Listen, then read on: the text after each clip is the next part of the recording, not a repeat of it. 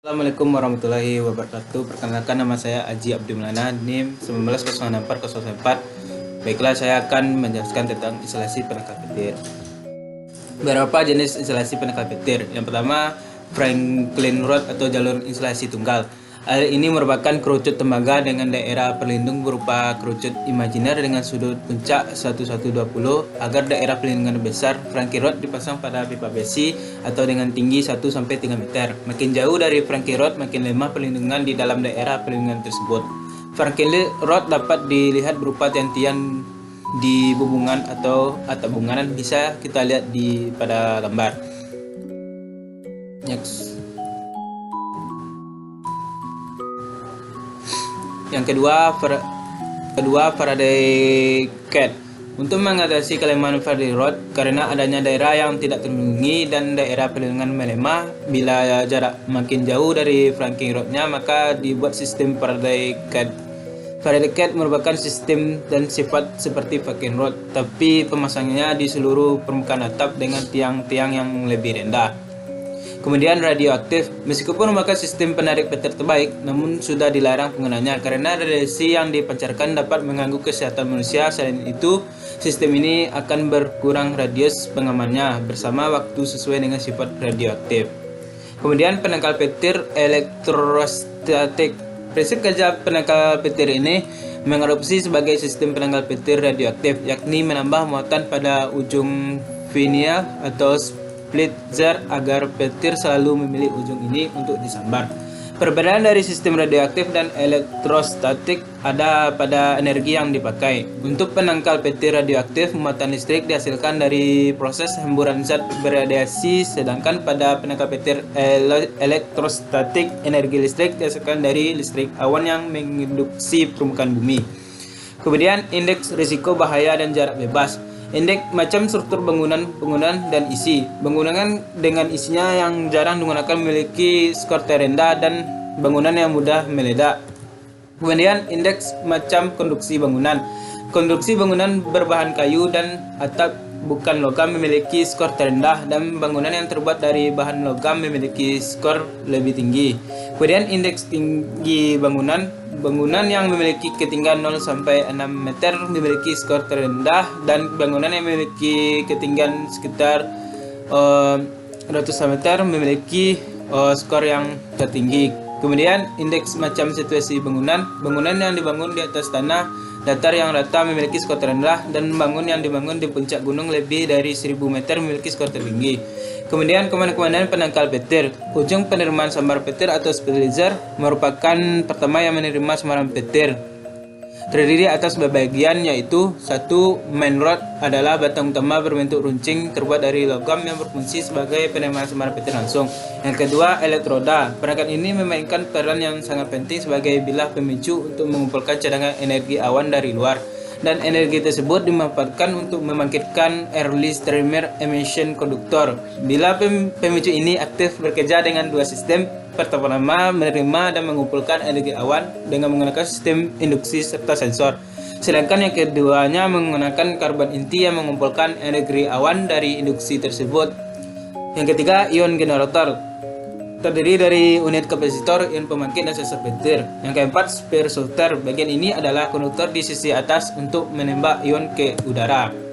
Kemudian dudukan atau pipa penyangga. Ini merupakan pipa penenggak yang fungsinya untuk menaikkan posisi head terminal penangkal petir elektrostatis agar mendapatkan level yang lebih tinggi. Sedangkan level ketinggian penangkal petir yang sangat berarti untuk mendapatkan radius perlindungan tertentu. Ada banyak macam-macam jenis konstruksi untuk tiang penyangga penangkal petir ini, diantaranya yang pertama, tiang penyangga di atas bangunan.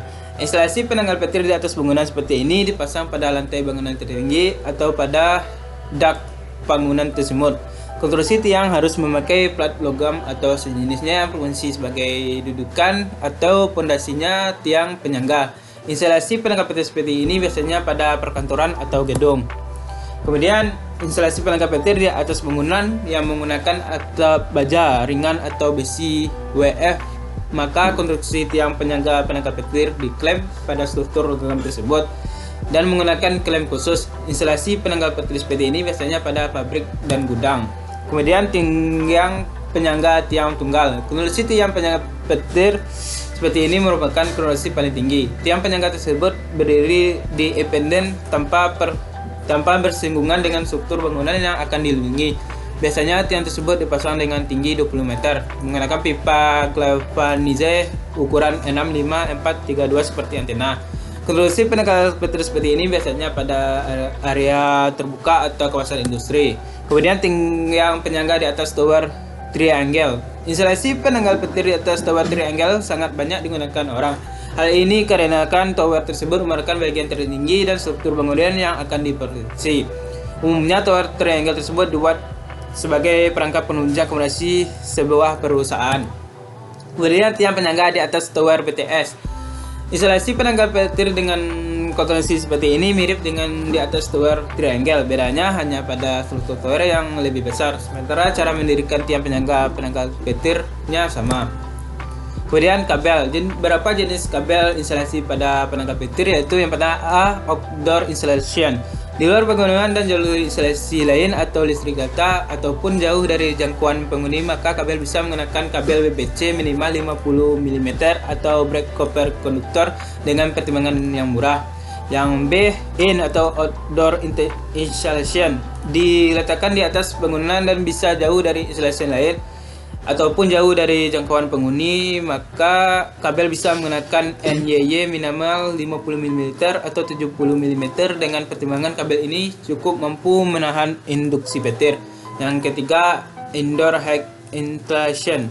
Dan bila jalur instalasi tidak bisa dihindari dari instalasi lain atau listrik data kontrol dan lain-lain, maka kabel jenis AVSC atau yang disebut dengan high voltage single core yang harus digunakan karena hanya kabel ini yang mampu menahan tegangan tembus atau induksi arus petir. Misalnya kabel koaksial dan N2 XSY ukuran 2 x 35 mm. Kemudian material bantu. Material bantu yang berkaitan dengan pemasangan instalasi penangkal petir dalam pemasangan jalur kabel bertujuan untuk memaksimalkan kualitas instalasi dan estetikanya. Yang pertama, skun kabel. Material ini bersih untuk menyambungkan antara kabel penyalur penangkal petir dengan kabel ground system. 2. Conduit. Material ini berfungsi untuk membantu mengurangi dampak induksi yang terjadi pada instalasi penangkal petir yang telah terpasang. Kemudian gelem kuku macan. Material ini digunakan untuk menyambung antara kabel grounding dari titik satu dengan titik yang lainnya. Kemudian konduktor cincin. Material bantu ini berfungsi sebagai alat penyambung antara kabel penyalur dengan grounding dengan menggunakan cop rod atau tembaga berbentuk tongkat atau stick, sehingga kualitas dari semua instalasi tersebut dapat terjamin kualitasnya. Menurut Buil 2003.25, tiang atap saluran listrik tidak boleh disambungkan secara konduktif dengan instalasi penangkal petir. Jarak antara tiang atap dan instalasi penangkal petir harus seukuran 1 meter. Kemudian bila jarak 1 meter tersebut tidak dapat dicapai, maka tiang atap harus dihubung dengan instalasi penangkal petir melalui celah proteksi. Bisa kita lihat pada gambar, tiang atap dihubungkan dengan instalasi penangkal petir melalui arrestar celah proteksi. Terima kasih. Sekian presentasi dari saya. Kalau ada salah, saya mohon maaf. Assalamualaikum warahmatullahi wabarakatuh.